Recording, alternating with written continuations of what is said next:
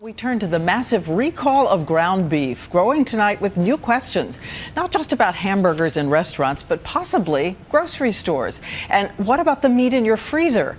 Our Dr. Richard Besser is one of the country's experts on food safety, and he traveled to Washington, D.C. to get answers.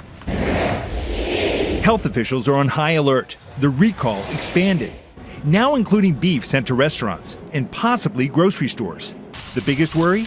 Ground beef for burgers.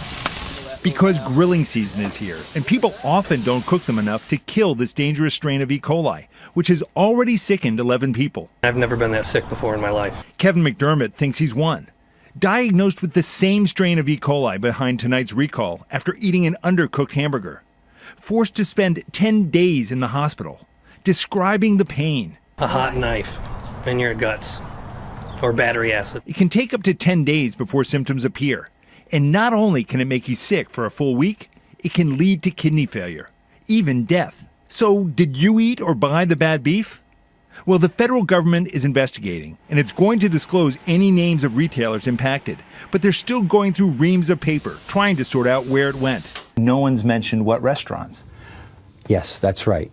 That's right. No one has mentioned the restaurants yet. Why is that? There could be people out there who ate there and were sick, but don't realize they could have a serious infection. I think those people will eventually know. Doesn't the public have a right to know what restaurants serve this beef? They will know at some point where the meat was distributed. 11 illnesses is 11 too many in my book, but we did prevent a larger recall by our quick action.